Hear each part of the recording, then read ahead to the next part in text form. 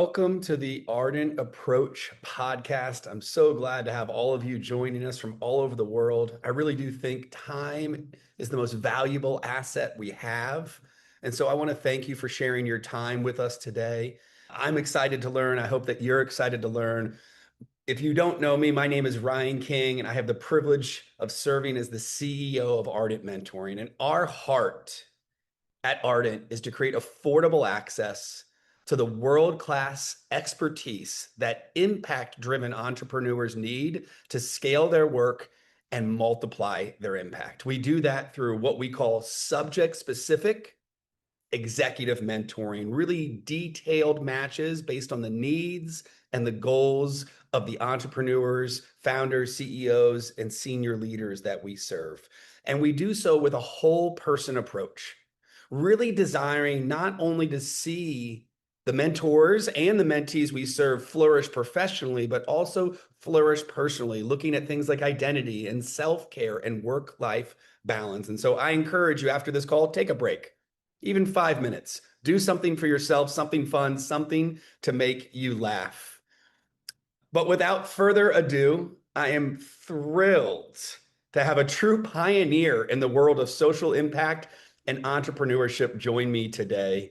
Jessica Jackley is best known as the co-founder of Kiva, the groundbreaking peer-to-peer micro-lending platform that completely revolutionized how the world thinks about capital, charity, and human dignity.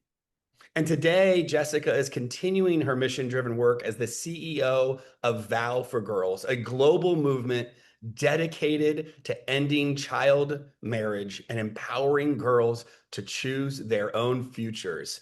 Amen to that, Jesus. Thank you. We need that. She's also an investor, a speaker, and the author of the incredible book, Clay, Water, Brick, which I highly recommend that you read. This book shares the stories of people in impoverished regions throughout the world who have built successful businesses with minimal resources, emphasizing that true entrepreneurship comes from determination, not just possessions. And in this episode, we're diving into what does it really take to scale global impact while keeping human connection at the center? And how can we build businesses that value people just as much as growth? Jessica, thank you for your work. Thank you for your time, and welcome to the podcast. Oh, I'm so happy to be here. And as you'll see and hear, I'm just sipping this beautiful coffee as my morning is just beginning here in Los Angeles. For the first time in my life, I am in Oklahoma City, normally there in California with you, but Yeah. I'm excited for this conversation. Let's jump right in. When you started Kiva, the experts said you couldn't do person-to-person microlending because of regulatory and logistical nightmares. What was your process for deconstructing those expert objections to find a path forward and becoming so successful through that work? I think it's a great first question. To set the context, I was right out of college. I was young. I had studied philosophy and poetry. I thought business was I thought it was bad. I had one version, one very villainized version in my head about not just business, but entrepreneurship. I mean, entrepreneurs, if they were starting businesses, they were like the leaders of this. No, I thought it was about greed and tricking people to buy things they didn't need and taking their money. So anyway, entrepreneurship was not on my radar. I had studied what I thought were these beautiful things about asking good questions, reflecting and meditating with poetry. I mean, distilling language into just its purest, most expressive parts. So this was not my thing at all. However, I ended up I begged my way into this unpaid internship in East Africa. And I started to interact with individuals who had lived lives unlike any I had understood before. People I had only seen or learned about through the well-intentioned stories that other nonprofits and NGOs had told. Again, really wonderful intentions and efforts on all of their parts, but often the story was pretty rote. It was hear about another person. We're going to tell you only about sadness and suffering and desperation and hopelessness. You're going to feel bad enough to maybe get out some money and give and be a donor. We're going to say thanks, send you on your way, and then we'll go do the actual work and we'll bug you again. No matter what you've given, we will make sure to circle back and ask you for more. That is the thank you that you always get. because the problem's not going to go away, right? The poor will always be with us, which is scripture that has haunted me forever, but also motivated me. Anyway, when we finally started, of course, I didn't have any sort of street cred or experience that would allow me to know if really these these warnings from people that did know the regulatory and legal landscape. I didn't. I was not a person that had the experience or would know where to look to be like, no, it's fine. And here's my legal argument. Here's a memo that I personally have read. I had no idea.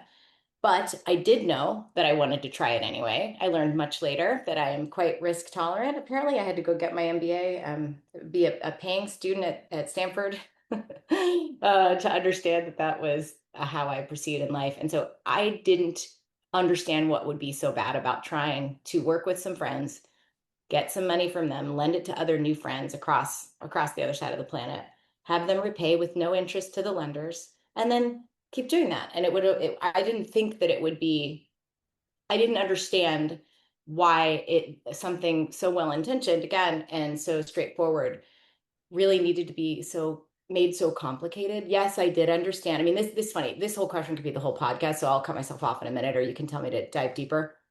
But basically, yes, a 0% loan, which is the thing that Kiva launched with, and lots of other interesting things that it's done since. But the core product is still a 0% loan between lender and borrower. What that looks like practically is there's a lender like you and me, anybody on the planet that has an extra $25 and a PayPal account or a credit card can come to Kiva, browse profiles of entrepreneurs that need a small loan, lend that $25 to that specific entrepreneur. It gets facilitated and sent to that individual through Kiva, through the microfinance partner that's serving them, and then into the hands of that borrower. Over time, they'll repay with interest that's fair and appropriate and set by the microfinance institution.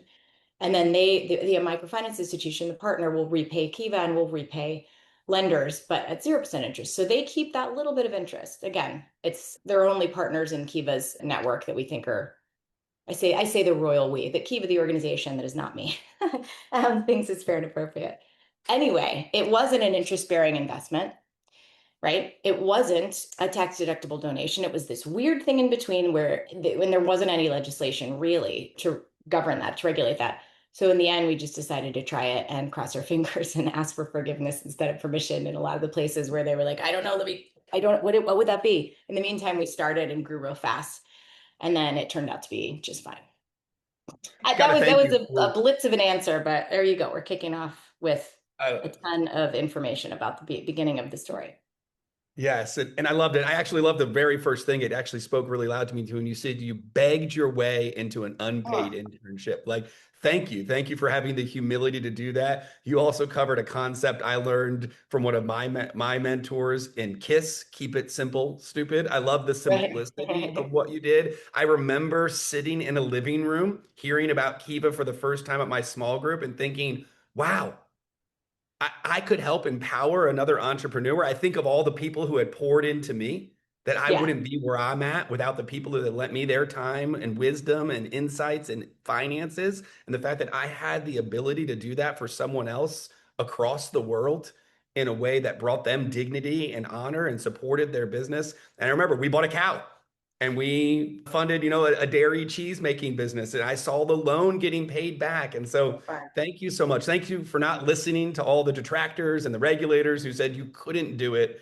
Thank you for moving forward even when you didn't understand. I think there's a lesson in there of sometimes God is just telling you to follow your heart, to follow your call, to not worry about what those are telling you that you can't do, but to push forward for that what you know you can do. Yeah. Um, and I know you learned a lot along the way. You wrote a whole book about it, which is pretty Yes. amazing. And in your book, Clay Water Brick, you discuss this piece called the entrepreneurship of the poor. And what I would love to ask here, and I want some more learning here too, of what have you learned from entrepreneurs living on $2 a day that changed the way you handle risk and Yeah. capital in your own ventures? Yeah. So my favorite definition of entrepreneurship is Howard. Despite my Stanford MBA, I really appreciate Harvard Business School professor Howard Stevenson's definition of entrepreneurship, which is entrepreneurship is the pursuit of opportunity without regard to resources currently controlled. It might not sound that romantic, but I just swoon at this. So again, I'll break it down. It's three pieces to me. The pursuit of an opportunity, so something invisible something maybe you could call it made up in your head, make believe, right? Something that you want, an opportunity that you want to make real in the world. And you are, I mean, pursuit, what a beautiful word. You are running after that thing, you are pursuing it. I, it's gorgeous.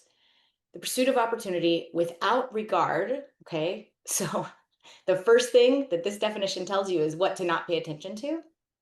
It's wild. Most of the definition is about just don't like know what to ignore, right? So pursuit of a thing without regard to resources currently controlled. Now, resources currently controlled, I have never met the man. I've never asked if I can take such artistic liberty with his definition. But what I understand to be true is that, yeah, at any given time, a lot of the entrepreneurs that I've interacted with up and down the coasts and everywhere in the country and all over the world at this point, it's very easy to focus immediately on resources as the thing that you need to take those steps forward in pursuit of that opportunity. I believe that there are actually that yes, I get it. You can make your budget, decide what you need, what inputs you're going to actually utilize to get to where you want to go. I get that. But when you're talking to entrepreneurs that are have nothing or almost nothing, that is almost a silly thing to to think about focusing on, right? Like, of course, you have to disregard the reality that there are a million reasons not to keep moving forward, to produce something of value, to move towards this opportunity you want to make be a real thing in the world. So I think the purity, the clarity, the extreme nature of entrepreneurs that have it's not even like, oh, we only got 1 million and we wanted a 5 million seed round. Oh my goodness. Okay. No. The Clearwater Brick, the title story. I mean, I met hundreds of entrepreneurs at this point, thousands, but hundreds of entrepreneurs that really had so little. It, it's they had to make something out of almost nothing, just with what they possessed inside of themselves, or in the case of Clearwater Brick, the dirt beneath their feet. This gentleman, Patrick, literally built a brick making business with just digging into the ground until he found some clay deposits, shaped them with his hands and some water into bricks that he sold for fractions of a penny, did it again and again and again every day. Finally, like was able to afford a brick mold. Production got a little better, quality increased. He sold it for a little bit more, went a little faster, kept going, going, going. And years later, by the time I met him, he had a few employees, including his brother, and had built like a bunch of structures in the village. I was able to point that out. So there's that type of entrepreneur. And yes, it's a survival entrepreneurship. There's not, I mean, that's the only way forward. So there's a real wisdom there about what matters and what doesn't. And I think I interact with a lot of very privileged individuals for whom the resources are even there, but there are other things that they're paying too much attention to that they believe have power to stop them or slow them down or certainly discourage them. So there's the external stuff. And I know I'm speaking to people of faith in this community right now. I think understanding the reality of invisible things and invisible forces in our lives is, again, is real wisdom. And there's a lot of truth there. And so entrepreneurs that I think struggle the most in a very privileged situation are stopped by not necessarily resources, but concepts about themselves, ideas that somehow voices they're listening to that actually are real in the external world or their own, telling them they're not enough, they don't have the right education, they don't know what they need to know right now today to take that next step. So entrepreneurs that I really love and admire and that have inspired me the most across my career are ones like in my book and like I've gotten to work with many times over, and they figure out how to move forward despite such a larger pile of possible things to regard, to pay attention to, that could drag them down or hold them back. And they are so good at saying, yeah, I'm going to do it anyway, I'm going to figure it out. What an incredible lesson we could learn from entrepreneurs around the world. I've had the incredible privilege of traveling the world and interacting with many entrepreneurs that whose resources are far less, and it doesn't stand in their way at all. That passion, that pursuit, the call they have, what they're looking to do in the developed world, I've seen so often resources keep people from even beginning, keep Yeah. people from believing that they can accomplish. And yet, around the world as I've traveled, and sometimes I would never tell people to do this, but I see my heroes investing 90 to 100% of their net worth in what they believe God has called them to. And in my time, it's been mainly through an incredible organization named Edify in resourcing and investing in local school entrepreneurs. And yet, they take the little that they have and they take their faith in God and they take that passion and that pursuit of the difference they want to make in the world. And it is amazing to see what someone can do when they don't believe anything stands in the way, when they Mhm. believe they have the ability to make this happen and they're not going to let any, because their life equally, much less resources to run a company, their life holds so many more challenges than ours as well. And so, what an incredible lesson we can learn pursuit of opportunity without regard to resources in our control. And I just encourage all of you, if you can find an entrepreneur around the world who you've seen build something from nothing, go and have a conversation with them, learn from them. Those are the people that have taught me so much that we can change the world by what has been put in our heart and the passion that we have. Grit and genius is the same. And yet, I'm also really excited to be part of creating resources for people around this world. Eva. There is a tension, right? It's not like they don't There matter. is. And there's always going to be a moment along the journey, many moments usually for anyone, privileged or not, where you feel like you don't have the thing you need to keep going. That is a universal experience. And so to understand what it means to stop, look around, dig deep, figure out a different way is this beautiful universal skill that I see show up in entrepreneurs all over. I agree. You emphasize that micro entrepreneurs do the most with the least. That's a little bit of what we're talking about here. For the founders in our audience, I often hear that there's a constant tension between fixing a problem and Mhm. investing in a person. And my question that I put together around this idea was, how do you keep the person and their dignity at the center of your model when you're trying to scale to millions of users? I actually don't see any tension here. And so it's a curious question to me. I appreciate it. I think I don't think it's useful to start off with a desire to serve another human being or a group of human beings, a set of humanists, whether you want to talk psychographic, demographic, whatever, to serve another person, to be useful to them. You have to go deep and you have to focus and you have to be willing to be very humbled, very surprised. Because if answers were obvious, it would be easy, right? So you have to really listen and maybe be wrong about what you thought would be helpful to this person. Maybe be wrong about how you thought it would be the best to get that thing or that service or whatever to that individual. You have to be open and learning all the time. And so I actually really don't like a lot of traditional look. I was thinking a lot about my friend Eric Ries. His new book Incorruptible came out. Happy to talk. I'd love to talk about that for him because he's awesome and it's a great book. It's about how good companies go bad and how great companies stay great and stay mission driven. Anyway, Lean Startup, his first book from 2011, is very much about this, but the really old school way of thinking about businesses and scale, yeah, you think about top down, you think about TAM, SAM, SUM, all that stuff. I get it. You want to know if there's going to be a there, and you want to have a sense about how scale might happen, but scale is not, that's not how you should think in the beginning. It doesn't work. It doesn't work. You can't design for a massive theoretical blob of millions of users or eyeballs or whatever. I just don't think that. I think that's a kind of a gross way to think. Technical term, gross. Business term, I again and again and again think being humble enough to start small, slow, get very personal, deeply understand who you want to serve in the world. That's always where you start, and that's always where you come back to in cycles. And then, yeah, if you get that right, often there's going to be someone else that I'll resonate with. And then scaling is just, it's a different piece that comes by building in the right structures and making sure there aren't blockers to allow, when you get it right, to allow the world to respond. But it's not a thing I'm into to think about scale for the sake of scale.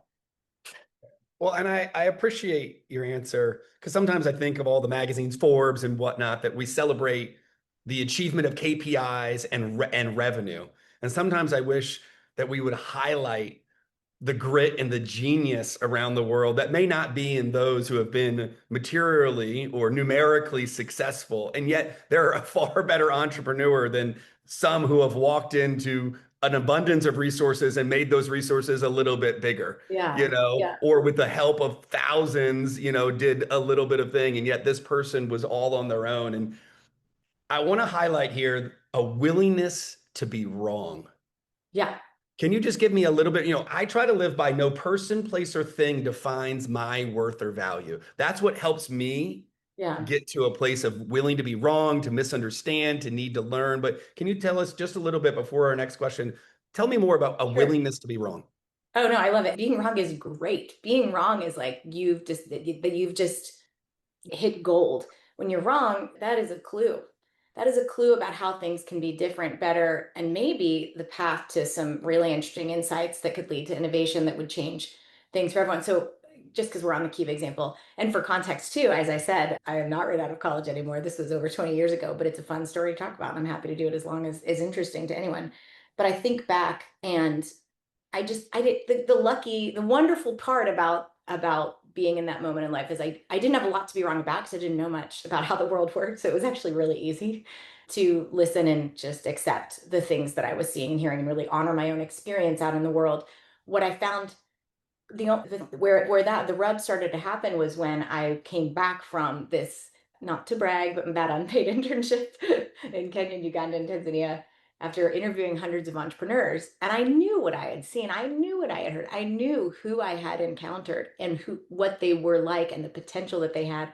I felt very sure that given some more resources, I'm going to sound like I'm contradicting my former soapbox about you don't need the resources, but I did feel clear that had these individuals been given a little bit more opportunity, a little bit more access to capital, and maybe some training and education along with what they were doing, that there was going to be no stopping them.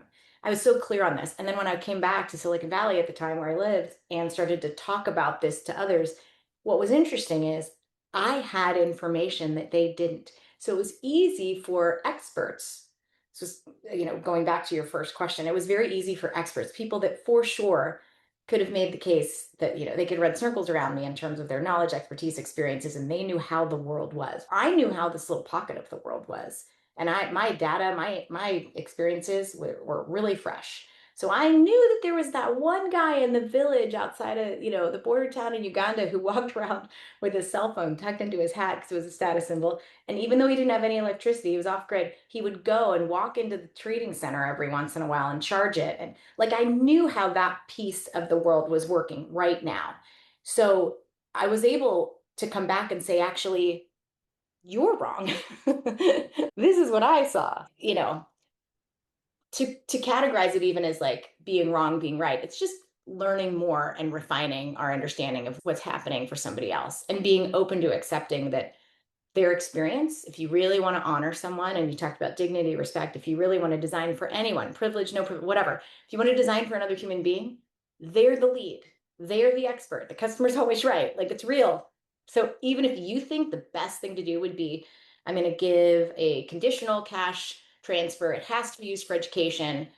There's a requirement that everyone in the house has to be wearing shoes, and we're going to buy mosquito nets or whatever you want to say. I'm making up kind of strange things versus just allowing that person to lead, making sure that they are the bosses of the path forward for themselves.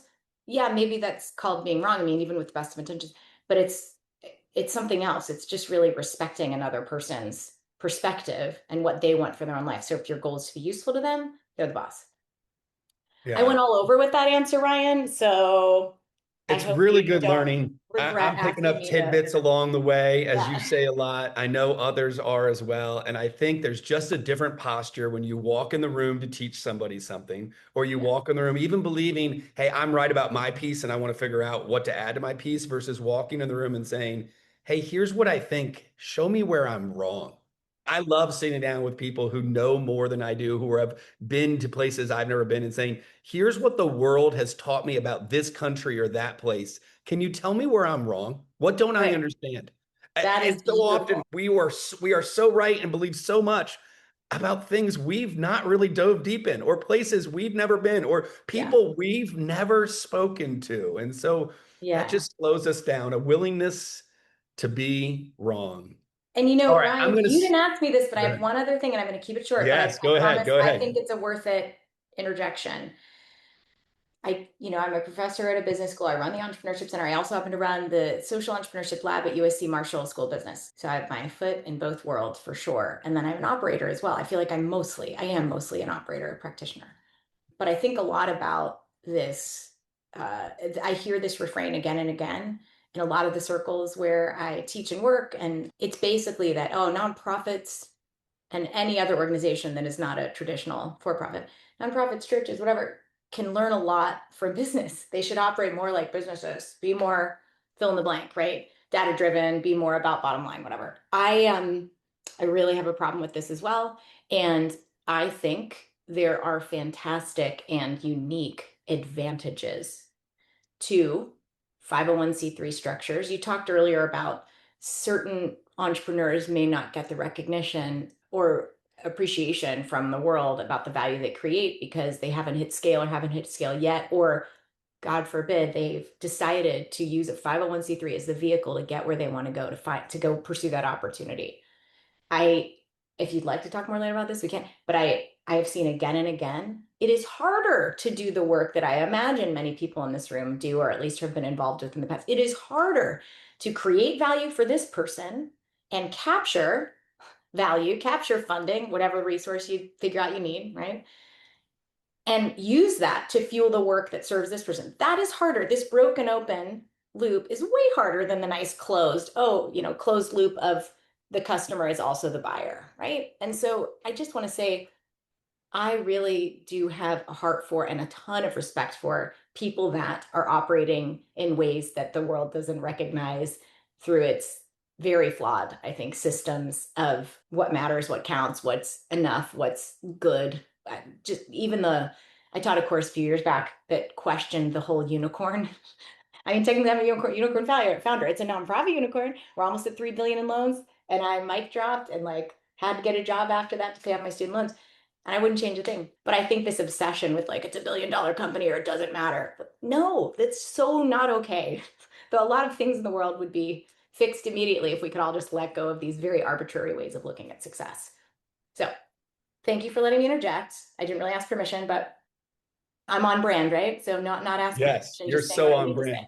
say. I'm not saying anything Yeah. because I just love what you're saying. It's Okay, just good. so on. You're also speaking to the founder of multiple nonprofits throughout his Yeah. life that just Yeah. said, you know what? I'm interested more on an ROI of return on impact than an ROI of return on investment. And I don't think it's bad to have a great return on investment. I don't think business is bad. I'm the son of a serial entrepreneur who did a lot to help people through his businesses, but I don't think there's anything wrong. This is where I think you and I would agree when you choose to go the nonprofit route, and it's often Oh, degraded or made to be less than. And I'm like, when we decided on Ardent, for profit or nonprofit, we had a lot of reasons on both. And I'm so yeah. glad we chose nonprofit. It has kept me focused on those we serve and their Yes. success being my success rather than their dollars being my success. That's what it's done Yes. for me.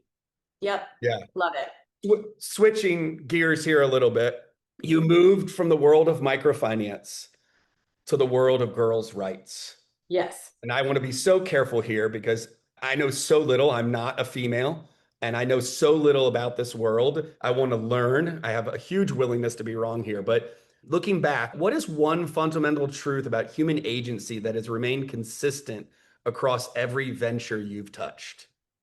Oh, you threw a curveball there. I didn't. What is one central truth about human agency? I guess to me, girls' rights feels like focusing on this issue feels like I've done a cycle and have come back to one of the things that motivated me most starting Kiva.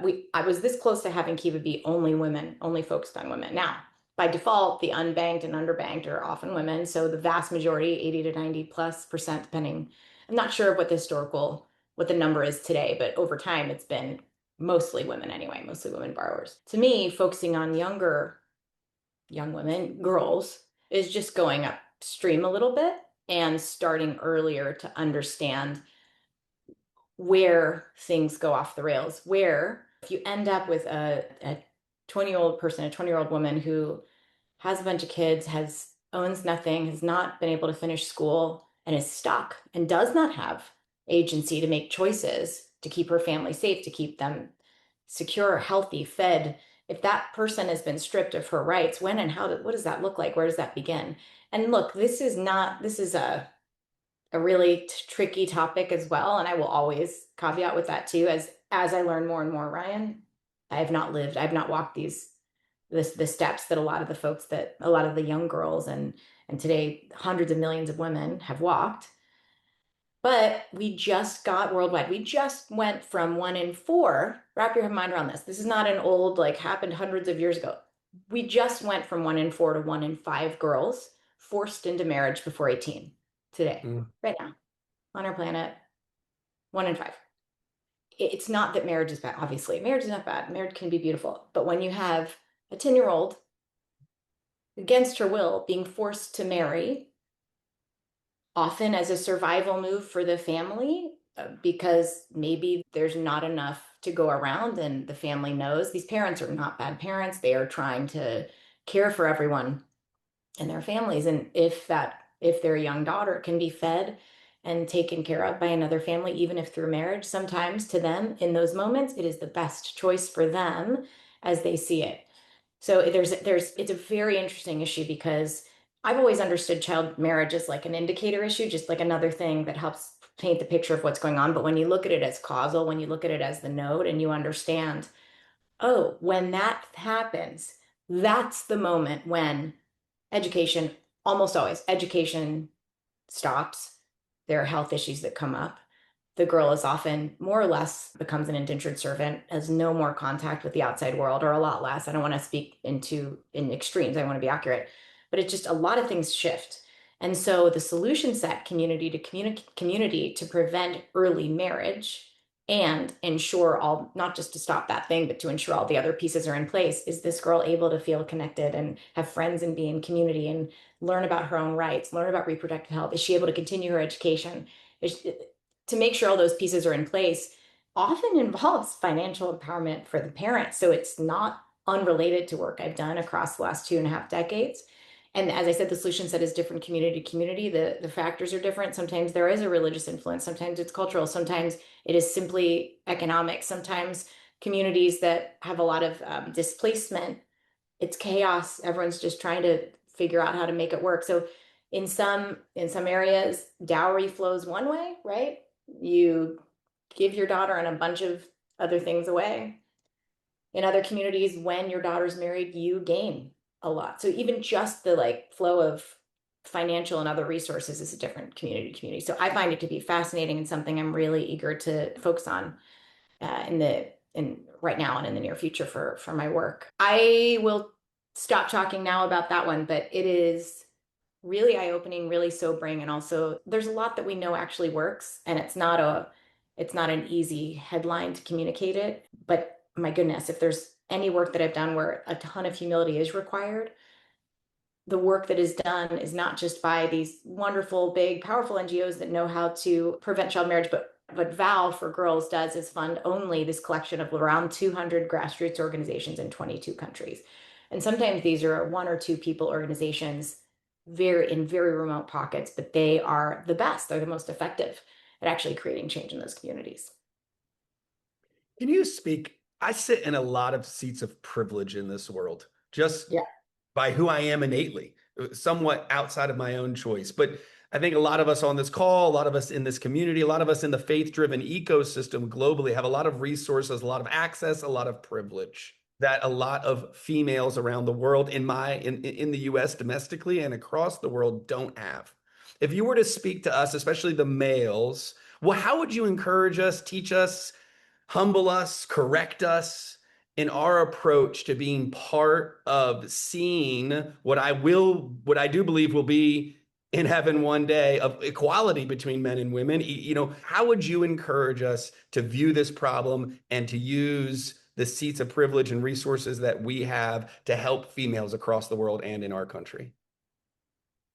I think it's a lovely question. And I think the themes that we've already talked about, think about how those apply to you and your mindset and your interactions day to day personally, and really be willing to be wrong, be willing to listen to someone else's perspective, be willing to let the information really shape, the data about what works, what doesn't, even about the more intelligent a woman is, the less she is liked. There's some like really sad, basic data that we know about our own biases. So I think just having an ongoing practice of understanding our own, and I mean, I'm including myself in this too, our own biases, that just the world we absorb from the world that we live in, examining those, questioning those, and asking yourself, how might I make a bit of a shift? How might I account for this bias that I know is going to exist in the world? What would that look like?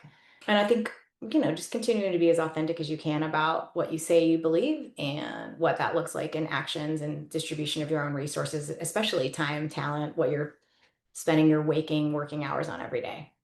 I think this is you didn't ask this question either, but when I scan, I'm looking at my books. There's all my books, and I was thinking about effective altruism, which is a lovely concept Peter Singer talks about, where basically he says, go do whatever work you do in the world. And forgive me, sorry, Peter, I'm just really summarizing quickly for the sake of time, but it's all about do whatever you do and then give as much money as you can to solve the social problems you care about. I think the best thing we have to give is ourselves. So where are your time, talents, energies going every day? I'm not saying everybody needs to work in social impact, but I do think that's a good question to ask oneself. If I'm spending 12 hours doing X, and I know that what I do inherently creates some of the problems in the world, or that's really harsh, is a part of the machines that end up creating inequality, maybe I step back and examine what that means for me. Maybe I step back and examine what enough really looks like in my own life. I think right now, this moment in time, notice I've gotten this far without even talking about AI, but philanthropy is a little tiny piece. It's a beautiful demonstration of what is possible. But philanthropy will not be the way that things actually get solved. It has to be through the other 90+% of the resources, the time, the engines, right? All these things that we build in the world that create systems that lock people into place in positions of inequality, which you brought up. So I think we have to do a lot better. And maybe this is an opportunity maybe it's an opportunity to really restructure the world, restructure the way things work. A lot of the new wealth that's going to be created in the next decade is going to come from like a very specific set of individuals and companies, OpenAI and Anthropic, et cetera. So there's going to be billions of dollars that, yes, will go to really beautiful philanthropic projects, but it will be dwarfed by what else are we building with these tools where we can think of the most beautiful set of prompts or design the most beautiful agent. What's the intention there? Like, what are we making? Let's think about that first and foremost. And then this little bit of extra on the side that we give away or do something nice with to feel good and to demonstrate what's possible. That's great, but think about the thing in and of itself. That was a little more than you asked for, but like, again, this is what I will do in interviews. So sorry, not sorry. That's okay. That's okay. I'm going to land the plane here and I'm going to ask you one final question, and then I'm excited to move to the questions from the community. You've been a central figure in social impact now for 2 decades. You've done so much incredible work around the world. What is a core belief about how to change the world that you held when you started Kiva in 2025 that you've since completely abandoned or changed your mind about? And as you I, think, I'll yeah, say, I ask yeah. this because I think it's important for us at times to examine what we believe and how we've implied that into our work, and to think, is there things I've done once that I shouldn't be doing or that I should be doing differently? I don't know that it's a complete turnaround, although, gosh, do I love the idea of in the spirit. We didn't plan this, everyone, but like in the spirit of revisiting your beliefs, being able to say, I was wrong, I am wrong, I need to shift this, and like that's okay.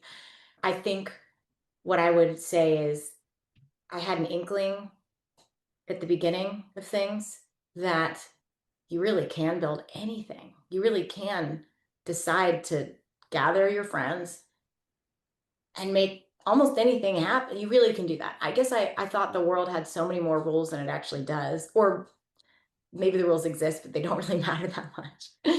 I would double down on that inkling and say, you really, truly dream, you can dream up anything. And you should always be trying to peel back and question assumptions you have about all the shoulds. Well, I have to even when you look at structure, there are really innovative organizations that are utilizing structure choice to do things that you might think are impossible. And really, it sounds kind of boring, but like to be able to think outside of if you're a business, this is what you do and don't do, and this is what you're about. There are some boundaries, but like you really do get to invent. You don't have to carry a lot of the baggage that we've carried around for a long time into whatever structure you choose, whatever mission you choose, and you can protect mission over time. You can stay true. It doesn't have to be the same old story of you started with this beautiful vision, and over time because of the financial gravity of the world or investors that start to chip away at the control that you might have. You can build in values centered protect. You can build in mission protection and mission anchoring to like make sure that thing, if God willing, it does end up getting to be bigger and bigger, that it would stay true to what you want it to be. So I think I will say, I'll summarize. I think people underestimate what's actually possible because they look at what's been done and think, well, those are my options. No, figure out a new way. Figure out a new way. It's truly actually possible. And nobody's going to tell you that nobody's going to like knock on your door and say, you know what, you're ready to do that, or it's really okay to do that, or you have some grand permission from no one's in charge. So we're all in charge. So you can build whatever it is you want to build and make the change happen that you want to make happen in the world. Thank you, Jessica. And I Yeah. think we're all living in the benefits of what was once thought to be impossible that is now a reality, and we're enjoying it and its benefits in so many different ways. So thank you for inspiring others to do the same. Thank you for the work that you do around the world to bring dignity and freedom and rights to girls and females and women across the world. Thank you for all you've done to dedicate your life to helping others. You're an inspiration to me. I know that that's not your goal or intention, but thank you. Thank you for inspiring me. I And thank you am for grateful to be joining. here, and it's such an honor to be heard. So thank you. Wow. One thing we could do is let other people be heard. Thank you. I'm excited now to move on to some questions from our incredible community who has taken their time to join us today. Tom Dooley, a friend of mine, asks, what and or who disappoints you? Oh man. How ready are we for honest answers? I mean, I are the current leadership of our country is abysmal. I feel like we shouldn't go there though. I'm sorry. I feel so sad at the divisiveness. I feel so sad about what the absolute ignorance, the absolute denial of like really basic fundamental values that I thought our country is supposed to stand for. So I don't I feel like I actually am going to not continue to answer the question down that path because I feel so much anger and frustration, and I want to keep the energy positive. What disappoints me, I think I don't know how, I don't have any magic answer for this, but I do believe the more privilege you have, the harder it is to understand. I mentioned enough before, and I think about that so much. I think about and I've been guilty of this over the course of my life too, but we really need some basics. And I'm not talking about living in poverty and or living with, it's not even about material stuff, but I think the human nature to hunt for more, to always want more. I feel disappointed that we have built a lot of our society around so much materialism. I think it's so distracting and confusing to people. Thank you for being honest. Yeah. I don't want to dive deep into a very divisive topic either, but I am also very sad, very angry.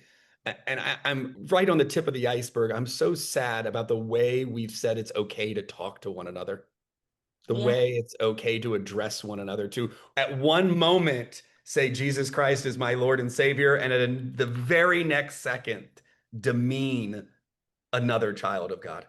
It's sad. Moving on to the next question. Leaving no time Way to there. poke the bear, though. I mean, that's great. It's good. Yeah. Who Yeah. asks that? I like your style. Thank you.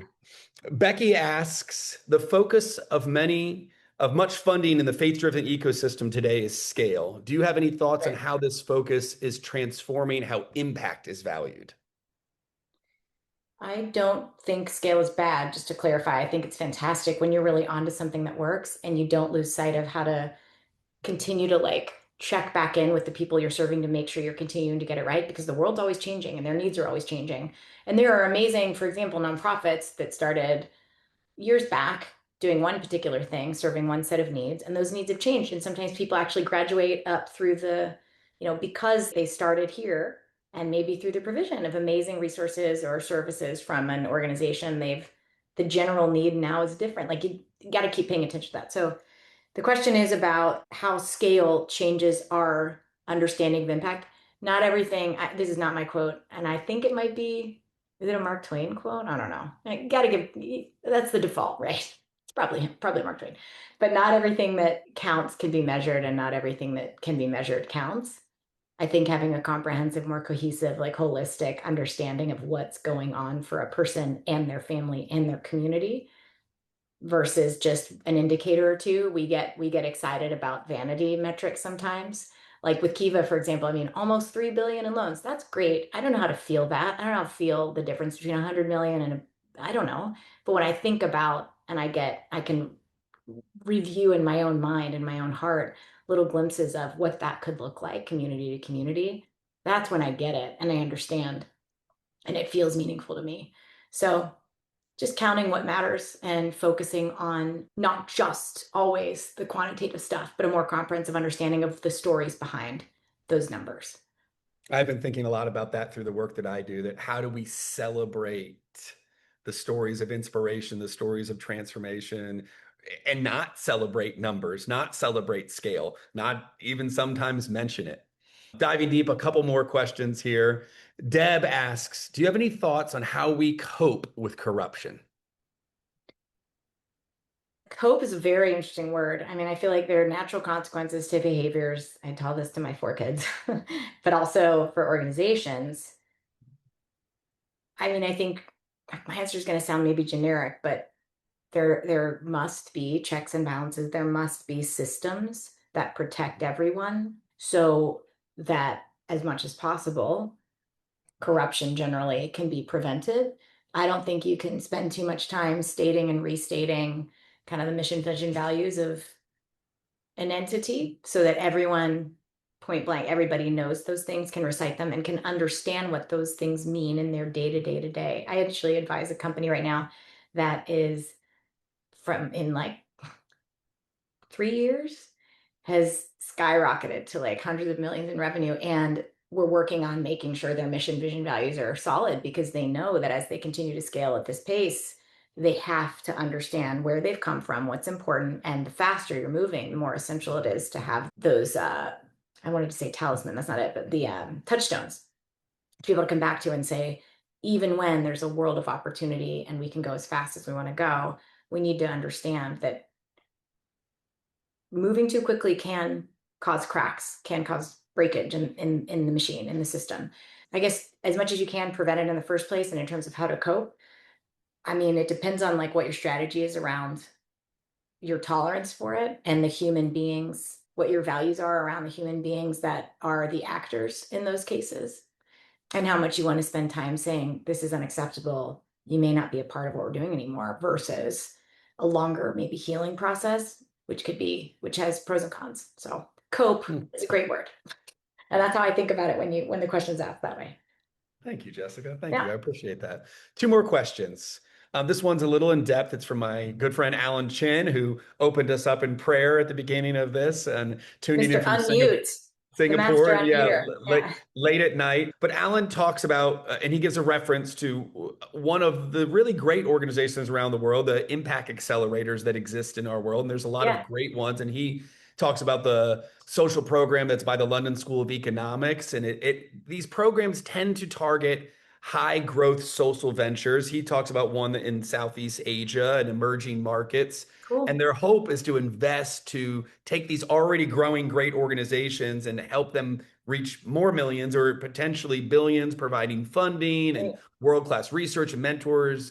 And the question is just what, with everything we've talked about here and our aversion to scale, making sure it doesn't overcome impact and transformation, what are your thoughts on these organizations? Let me clarify. So this is a great moment in time to really clarify. I'm not anti-scale at all. I think it's like seek first the real things, and then everything else follows. So seek first serving someone well, and then scale can happen. That's great. And it's a different thing. So to start off with a vision of, I want to be this big thing. I meet a lot of young entrepreneurs, wonderful, right at the beginning, founders that jump there. It feels to me like, and I've to use this analogy with some of my students, God bless them. I feel like I want to be an entrepreneur that scales to blah, blah, blah. I feel like they're saying, I want to go be in the Olympics. I haven't chosen a sport. but it's going to be amazing. Okay, let's do the thing first and then work on mastering. So I'm not anti-scale. I love it. It's good when things are working. Please let them take over. That's fantastic. Let them take over the world. In terms of like what I think about these accelerators, anything to push people's thinking forward, anything to be a catalyst or an excuse to go to really double down, focus, move quickly through the beginning stages with a lot of support, mentorship. I am one curious hot take I guess I have is for a while Y Combinator has been, and not necessarily known for its social impact, has been allowing a handful of nonprofits to go through it. I did it a few years ago when I had my fourth child. It was COVID and it was virtual. I can't relocate to Silicon Valley for a few months to do an accelerator. So it was on Zoom. I think I was the only nursing mother, like 40 something nursing mother. And there are a few nonprofits in it. And I think it was a really interesting exercise for them to think about and answer the questions that a traditional startup gets asked all the time, like how do you become a $1 billion company? How do you, it's those frameworks are interesting and great challenging, great forcing functions, but not always. You can use it, you can go through the exercise, and then you can step back and say, what do I actually want to carry with me or utilize right now? It's great to have all the tools in the toolkit for later, maybe. But for me, for now, this is where I'm going. So in the end, you always have to listen to your own voice and what is true and real for your own venture. Oh, I do have such a good story. It's so fast. Kiva, 2 years in, we were on Oprah. It was weird and fun. And I remember she asked us, like, how's it going? Something. I mean, her question was a lot more articulate than that. And I remember on the show, we said, oh, we just crossed $10 million. And everyone's like, that's amazing. And we thought it was like the best that it would ever get. And then we raised another 10 million in like 2 weeks because of all the traffic after the show. But we also, this number came up a bunch. We also got a phone call the following week after we went back to our like crumbling offices in the Mission District in San Francisco. We got a call from somebody from a big tech company, one of the top five at the time, who wanted to put $10 million into Kiva. What he wanted to do was actually like let it be dumped into the system and auto loan out, and then he'd get it back and like pat himself on his corporate social responsibility back and say, we did this nice thing. Kiva's mission was not that. Kiva's mission was about connecting people. Yes, through lending, yes, to alleviate poverty, but it was about these individual connections again and again and again. It was about allowing somebody with $25 to participate in this change. It was not an engine to like allow corporate money to get distributed across the long tail of tinier microfinance institutions and borrowers. So in essence, I was able to say no in that moment to that money. Would it have helped us scale faster? I mean, honestly, we had a line of people ready to lend. So instead of 10 million from one source, a faceless, organization that would dump it in and get it back, we wanted the human connection. So we said no, thank you on that same phone call to that individual. And I gave him other recommendations of where he would probably find a better fit for that funding. I say that because even though we can over glorified scale, even though scale is great, it has to be done in the right way to align with what you really actually value and want to get done in the world, or else it's going to pull you off course. And that was one moment in time for Kiva that I remember clearly saying no to this objectively good opportunity to scale fast was actually saying yes to who we had decided we wanted to be in the world. Yeah, I love that. Taking time to step back and balance and make sure that what we truly value isn't overrun by the scale we want to have, but rather that Yeah. the scale supports and uplifts what we value, Yeah. the change we want to see. I'm going to end today with a question from one of our mutual friends, Ray Chung, Yay, an Ray, what's up? incredible person. And he asks, what Everyone here or should get to know Ray. He's wonderful. Go ahead, sorry. I agree. I agree. I've only recently got to know Ray in the last 2 years, and it has been an incredible blessing on my life and a lot of fun. And he asks, what or who inspires you, Jess? My kids, cheesy mom answer, but so true.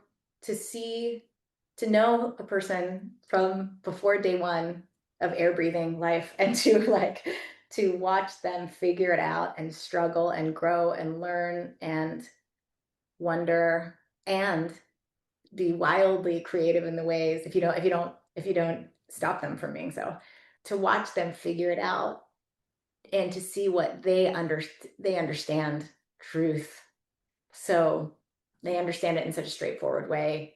They know what they think, they say it. It's just like I try to calibrate to them every day. I am obsessed. I am a parent that is obsessed with my four. I have two 14-year-olds, an 11-year-old, and a 6-year-old, three boys and a girl. And it's the greatest joy of my life. So that is like over and above all the inspiration I could ever possibly dream of needing is from them. Oh, Hmm. okay. Also, my husband, he's the best.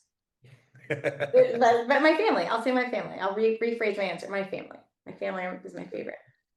Yes. Amen. I could agree with you. I have the privilege that my wife is on the call. She's an inspiration to me, and my kids are an inspiration. My son is going through a battle with alopecia right now as a Oof. 13-year-old and balding, and I am learning so Mm, much from him as he traverses this world and the opinions of others and yeah. keeping his head high, despite what he's going through. And so, Jessica, thank you for joining us today. Thank you for sharing your heart and your wisdom and your learning. Thank you for challenging us. Thank you for saying things that may not have sat well with everyone on the call, but just you were the guest today and you had the microphone. And I think that's an incredible lesson for us to be honest about what we believe and to not let any other person, place, or thing define our worth or value. Thank you for the work that you do. I encourage everyone to continue to support Kiva and to come alongside Val for Girls. And I'm excited to watch your journey and continue to be friends. This probably won't be the last time I ask you to be on my podcast because you're going to continue to do incredible things and I'm going to want to know about them. So thank you Thank so much. The chat is blowing up with everyone's thank yous and thank you. appreciation. And so I make sure you take a look at that. Everyone, thank you so much for joining us. We appreciate your time.